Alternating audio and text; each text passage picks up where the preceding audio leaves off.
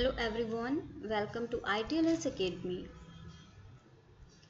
हमारा लेक्चर है water and the soft drink industry. आज के लेक्चर में हम स्टार्ट करने वाले हैं water and soft drink industry के बारे में। यह है पार्ट 1 और चलिए इसको कंटिन्यू करते हैं।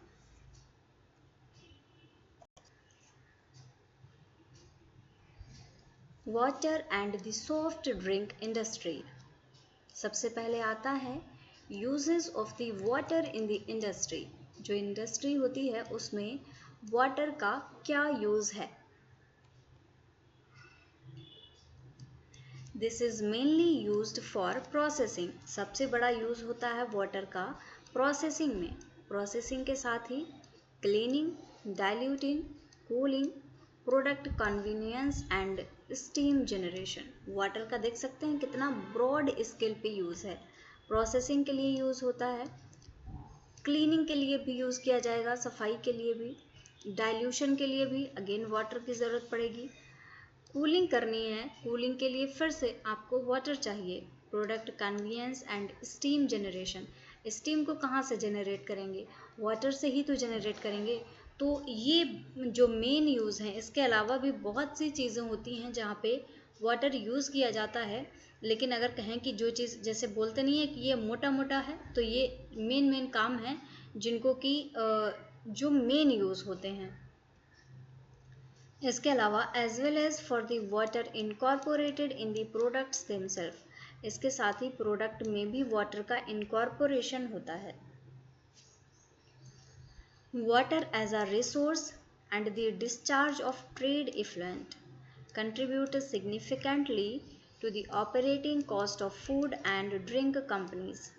वाटर एक रिसोर्स है और ये जो फूड एंड ड्रिंक कंपनीज होती हैं, इंडस्ट्रीज होती हैं, इनकी ऑपरेटिंग कॉस्ट में सिग्निफिकेंटली कंट्रीब्यूट करता है। Soft drinks factory producing 1 million litres of drink. अगर कोई भी ऐसी कंपनी सॉफ्ट ड्रिंक की फैक्ट्री जो कि 1 मिलियन लीटर ड्रिंक बना रही है, could use 10 million litres of water. 1 million litre drink बनाने के लिए ये 10 मिलियन लीटर वाटर का यूज़ कर सकती है। आप देख सकते हैं कि कितना बड़ा डिफरेंस है कि 1 मिलियन के लिए आपको 10 मिलियन वाटर का यूज़ करना पड़ रहा है। Of those 10 million liters, 9 millions are thrown away down the drain। और इन 10 मिलियन लीटर में से 9 मिलियन लीटर्स ऐसे होते हैं जिनको कि बाहर की तरफ थ्रो कर दिया जाता है, ड्रेनेज में उनको डाल दिया जाता है। With effluent cost often higher than the cost of incoming potable water।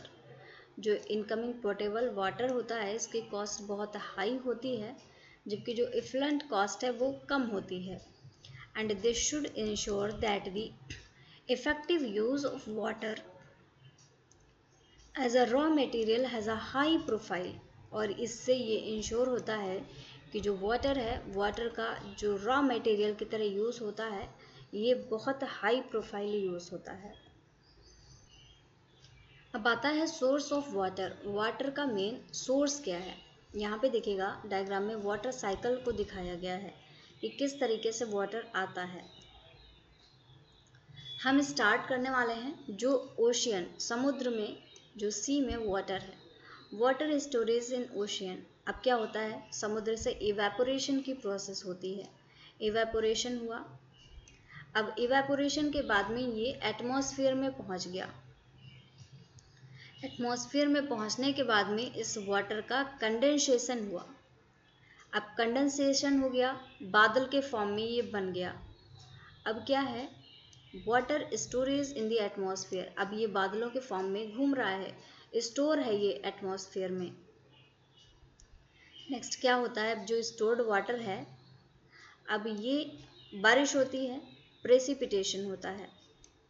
तो इस प्रेसिपिटेटेड वाटर का दो तरीके से देखा जा सकता है कि ये डायरेक्ट जो प्रेसिपिटेशन हुआ है, ये जा सकता है snow melt run of two streams. ये स्ट्रीम्स में, जो नदी हैं, समुद्र हैं, इन जगहों पे ये स्ट्रीम्स में जा सकता है।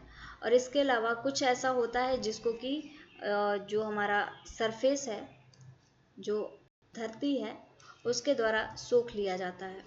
अब जो वाटर अर्थ के अंदर चला गया उसका क्या होगा, उसका इन्फिल्ट्रेशन होता है। अब इन्फिल्ट्रेशन होने के बाद में कुछ वाटर ऐसा होता है जो कि बहुत अंदर चला जाता है, अर्थ में बहुत अंदर वो पहुंच जाता है और उसको बोला जाता है ग्राउंड वाटर स्टोरेज।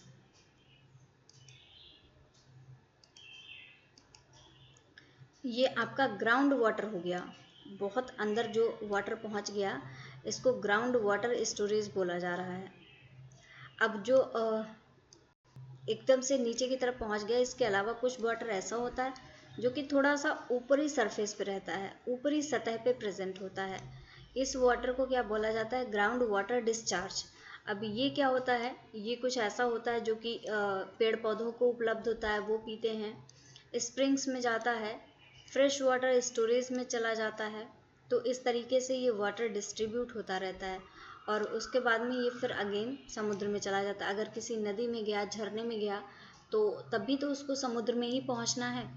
समुद्र में पहुंचा, अगेन साइकिल स्टार्ट होगी, फिर वही चीज़ें रिपीट हो जाएंगी। तो ये होती है वाटर साइकिल। और इन्हीं के बीच में बहुत सी प्रोसेस होती हैं कि जैसे नदियों में भी गया तो वहाँ से भी इवेपोरेशन होता है, सब्लिमेशन भी होता है, इवेपोट्रांसपिरेशन भी होता है। हर जगह से डिपेंड करता है कि कहाँ से वाटर कहाँ गया। इसके अलावा सरफेस रन ऑफ भी देखा जाता है कि अगर वाटर सरफेस पे गया है तो सरफेस से अगेन वो इधर से उधर मूव करता रहता है और रन ऑफ करता रहता है। तो ये तो है वाटर साइकिल। और सोर्स क्या है वाटर का, आप देख सकते हैं किस तरीके से वाटर गोल गोल घूम के एक साइकिल बना के, और यही इनके सोर्स भी हैं और वहीं से आता भी है और वहीं चला भी जाता है। तो कुछ पॉइंट्स दिए गए हैं। When conditions are right, जब कंडीशंस ठीक होती हैं, water vapours concentration exceeds the saturation limit. जो वाटर वेपर का कंसंट्रेशन होता है ये सैचुरेशन लिमिट को क्रॉस कर जाता है। एंड रेन फॉल्स, और जब बहुत ज़्यादा कंसंट्रेट हो जाता है तो फिर रेनफॉल होता है। Rain falls on both land and sea. अब ये दोनों जगह पे होता है, लैंड पे भी होता है, सी में भी होता है, इन वेरी वैरिंग अमाउंट्स। और लेकिन इनका अमाउंट जो होता है बहुत वैरिंग अमाउंट होता है। That is the average over the whole world is about 0.5 metre per year. 0.5 metre per year इतनी ही बारिश हो पाती है। In theory water is an inexhaustible, जिसको कि एग्जॉस्ट नहीं किया जा सकता, थ्योरीज की बात कर रहे हैं। इनएग्जॉस्टिबल रॉ मटेरियल, ऐसा रॉ मटेरियल है जो कि एग्जॉस्ट नहीं किया जा सकता, पूरी तरीके से ख़त्म नहीं होगा। With a large access of availability over demand, कि कितनी भी इसकी अवेलेबिलिटी हो जाए, जो डिमांड हो जाए उसके अकॉर्डिंग ये अवेलेबल भी हो सकता है। However, UK statistics of recent years have shown that where the rainfall has been below average, ऐसी जगह जहाँ पे rainfall average से नीचे है, increase in demand has give rise to water shortage। अगर ऐसी जगह पे जहाँ पे वाटर रेनफॉल नहीं हो रहा, बारिश नहीं हो रही है, बारिश एवरेज से नीचे हो रही है, तो अगर वहाँ पे वाटर की डिमांड बढ़ती है तो ये वाटर की शॉर्टेज करा देगा। ये स्टडी है, जबकि जो हमने पढ़ा था कि ये एक इनएग्जॉस्टिबल रॉ मटेरियल है, it is just a theory. ये एक थ्योरी है, ये एक ऐसा माना गया था, लेकिन स्टडीज़ जो स्टैटिस्टिक्स होती हैं उनका कुछ और ही कहना होता है।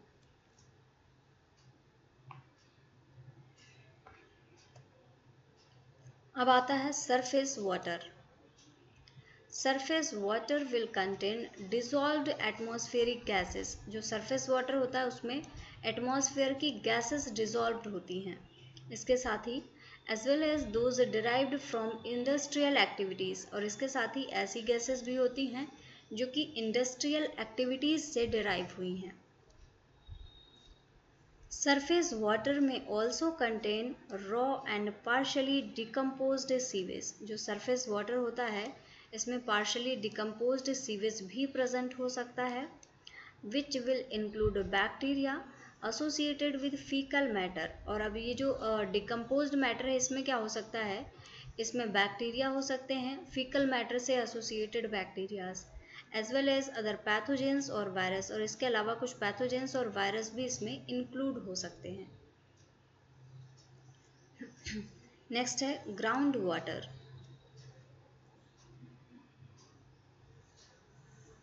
Materials found in groundwaters are derived from the atmosphere। Ground water में जो भी मटेरियल्स प्रेजेंट होते हैं ये एटमॉस्फेयर से डिराइव होते हैं, as they are for surface water, क्योंकि ये सरफेस वाटर के लिए होते हैं। Because the water parameters, water permeates, water की एक एबिलिटी होती है कि ये परमिएट करता है।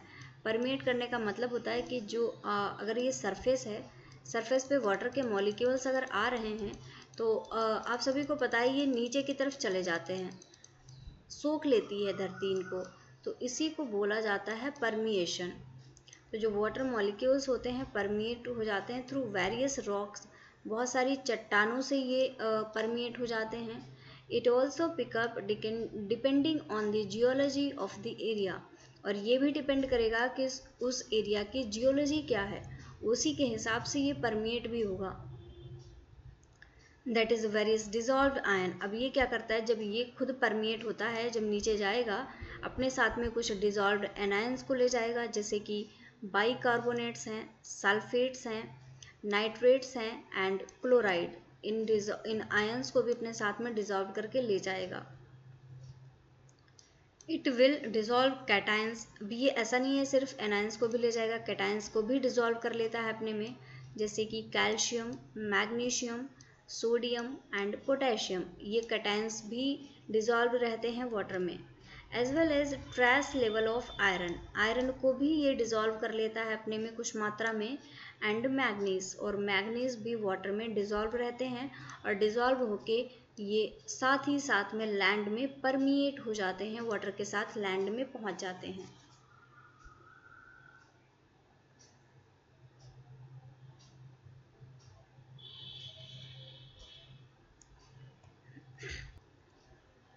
अब आता है processing water.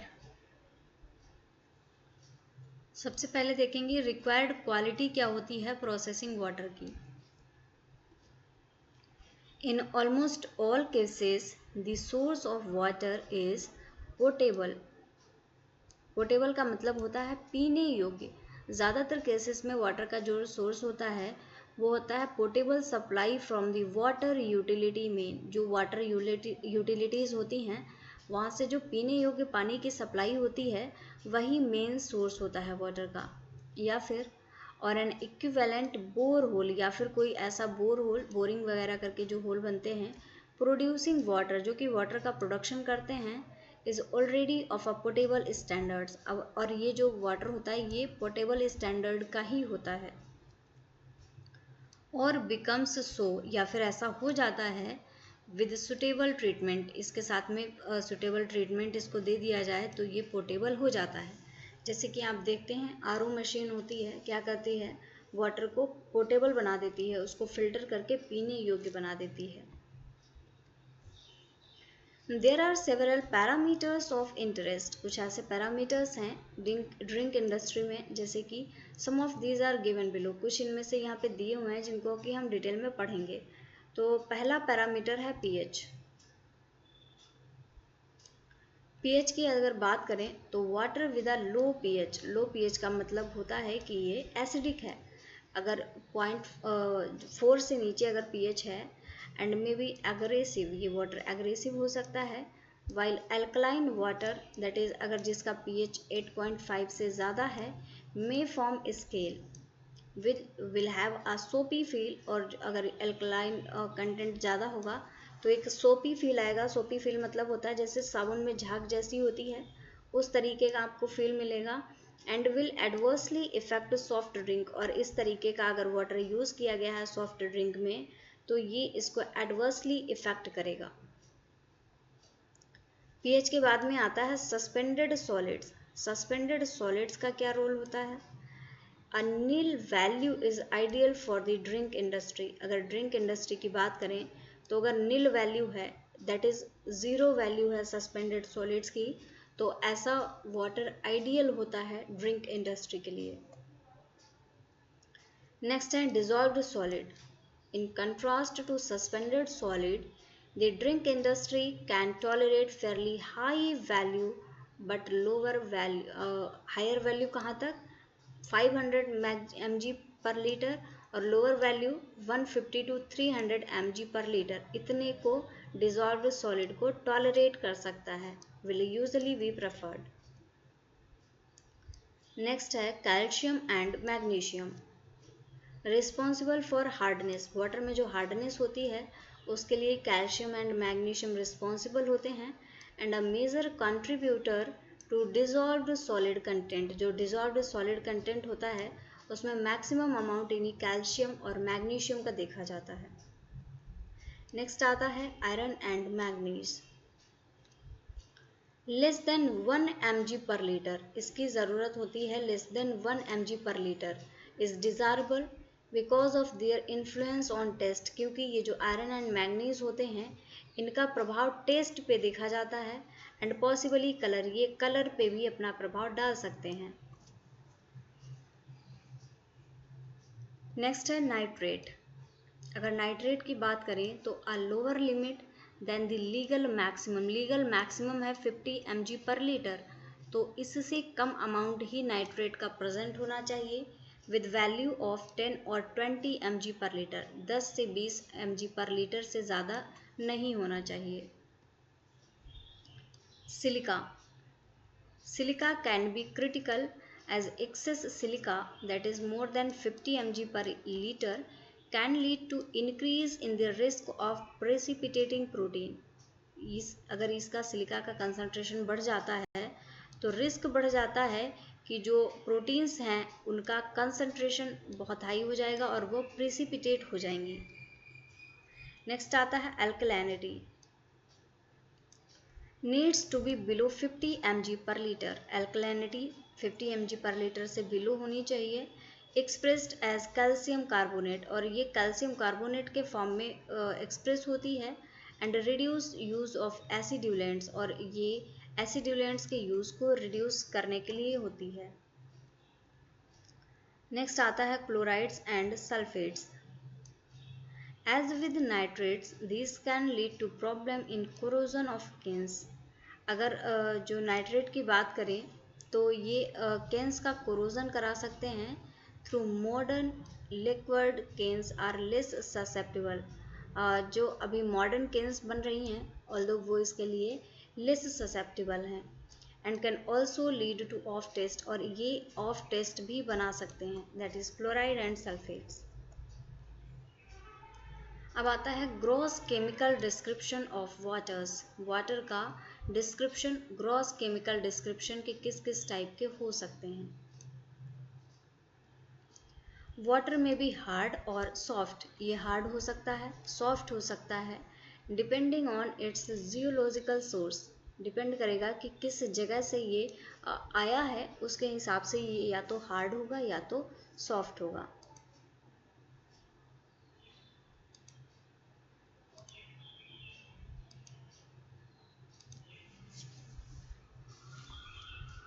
with ground waters generally being harder than surface water, जो ग्राउंड वाटर होते हैं ये सरफेस वाटर से ज़्यादा हार्ड होते हैं।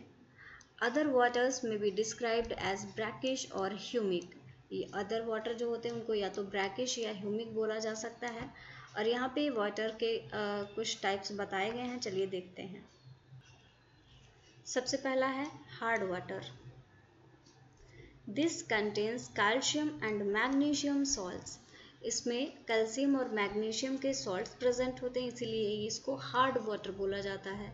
Frequently in the form of bicarbonates, और ऐसे कैसे प्रेजेंट होते हैं, डायरेक्टली कैल्शियम और मैग्नीशियम ना प्रेजेंट होके इनके बाइकार्बोनेट्स के फॉर्म में प्रेजेंट होते हैं।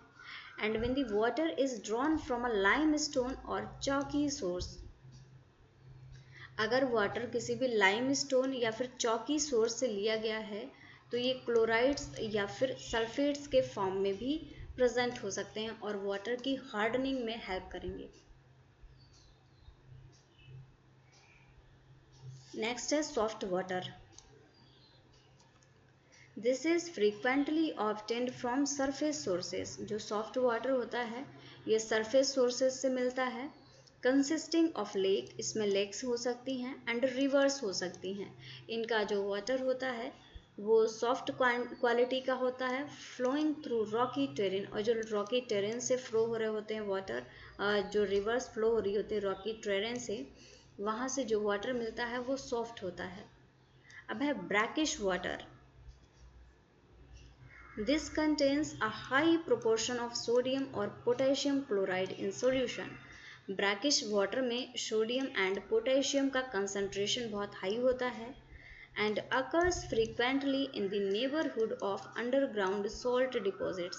और ये ज़्यादातर जो अंडरग्राउंड सॉल्ट डिपॉजिट्स होते हैं इनके पास में पाया जाता है, इसीलिए इनमें सोडियम और पोटेशियम की मात्रा भी ज़्यादा दिखी जाती है।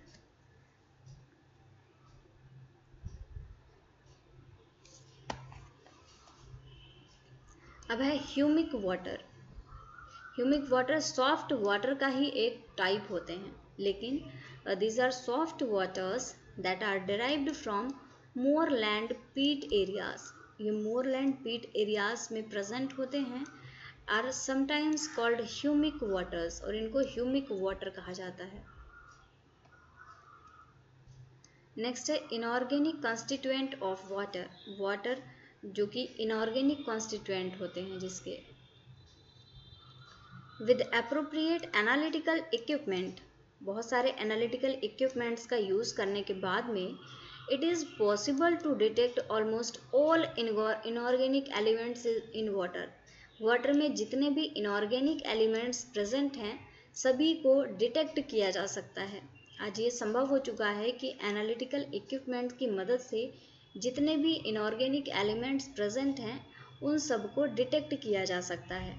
इसके साथ ही as well as a wide range of organic materials, इसके साथ ही एक बहुत बड़ी रेंज में organic materials and many different micro organisms, और बहुत सारे माइक्रो ऑर्गेनिजम्स को भी डिटेक्ट किया जा सकता है with the help of various kinds of analytical equipments.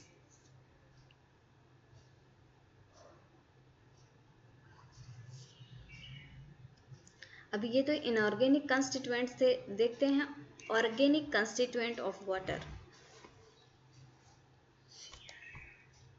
A wide range of different organic molecules, एक बहुत बड़ी रेंज के organic molecules both of natural and man made origin, चाहे वो ऑर्गेनिक मॉलिक्यूल्स नेचुरल हों या फिर वो इंसानों के द्वारा बनाए गए हों या फिर वो मैन मेड हों, can often be found in many water sources. Water के बहुत सारे सोर्सेज में ये ऑर्गेनिक कॉन्स्टिट्यूएंट्स प्रेजेंट हो सकते हैं।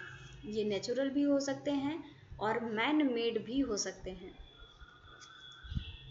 As with inorganic substances, modern analytical techniques are capable of detecting organic materials at a ppt 10 to 12 level। जैसा कि इनऑर्गेनिक सब्सटेंसेस के साथ में था कि उनको डिटेक्ट किया जा सकता है, मॉडर्न एनालिटिकल टेक्निक्स की मदद से, इक्विपमेंट्स की मदद से ऑर्गेनिक मॉलिक्यूल्स को भी डिटेक्ट किया जा सकता है, और ऑर्गेनिक मॉलिक्यूल्स के डिटेक्शन के लिए इनकी कंसंट्रेशन, इनका प्रेसिपिटेशन होना चाहिए 10 से 12 तक के लेवल पे।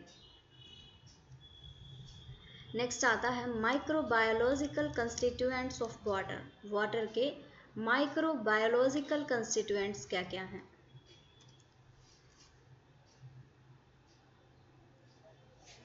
Water is the part of natural world. Natural world का वाटर एक पार्ट है। As a described previously, it will pick any number of microbiological and biological constituent along the वे।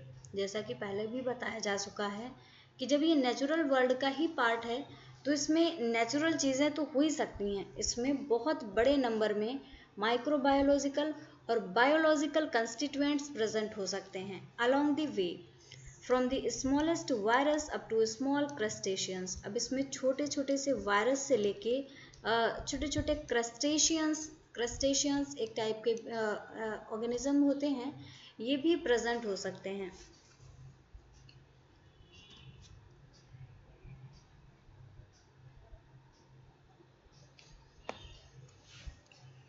अब आता है environmental impacts on quality. Quality पे environment का क्या impact होता है?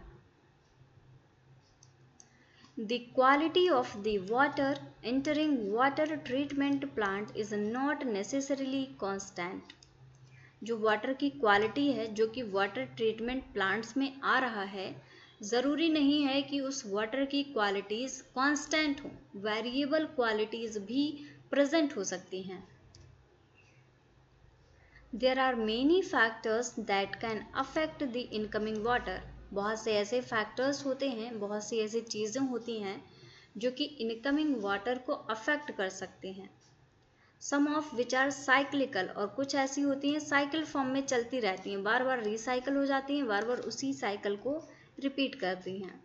For example, run off in spring from snow melt water would be classified as soft water. जैसे spring से जो रन ऑफ वाटर होता है, जो बाहर निकल गया वाटर होता है, इसको सॉफ्ट वाटर बोला जाएगा। And would be likely to have a high holding of mud and a high bacterial count. और इसमें एक बहुत हाई लोडिंग मड की पाई जाएगी, मड का बहुत बड़ा कंसंट्रेशन, और इसके साथ ही इसमें बैक्टीरियल काउंट भी बहुत ज़्यादा देखा जाएगा।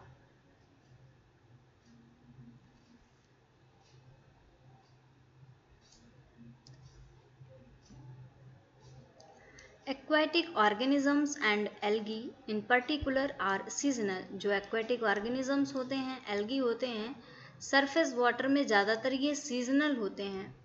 And it is not unusual for algal bloom to occur. और एल्गल ब्लूम्स के लिए ये कोई भी अनयूजुअल नहीं है, ये कहीं भी प्रेजेंट हो सकते हैं। This can lead to colouration. अगर एल्गल ब्लूम प्रेजेंट हैं तो ये कलरेशन मौजूद हो सकता है इनकी वजह से, टैंट्स हो सकते हैं, एंड समटाइम टॉक्सिन्स इवन। कुछ ऐसा भी हो सकता है कि इनकी वजह से टॉक्सिन्स भी प्रेजेंट हों। The yearly agricultural cycle and natural dieback of vegetation means an increase in nitrates entering the water source in the autumn. जो एग्रीकल्चरल साइकिल होती है, जो वेजिटेशन जो हर सीज़न में डाई बैक होते रहते हैं, ये क्या करते हैं, जो वाटर सोर्स है इसमें नाइट्रेट्स की कंसंट्रेशन को बढ़ा देते हैं। This is not just due to the use of nitrate fertilisers. वैसा नहीं है कि नाइट्रेट फर्टिलाइजर्स की यूज़ की वजह से ही नाइट्रेट बढ़ा है, but also to the natural decay process of the plants and vegetation. जो प्लांट्स या वेजिटेशंस होते हैं, जब ये डिके होते हैं तो इनकी जो फूल पत्तियाँ होती हैं, इनमें भी कह सकते हैं नाइट्रेट प्रेजेंट होते हैं, और इनके डिग्रेडेशन की वजह से भी नाइट्रेट्स का कंसंट्रेशन इंक्रीज कर सकता है।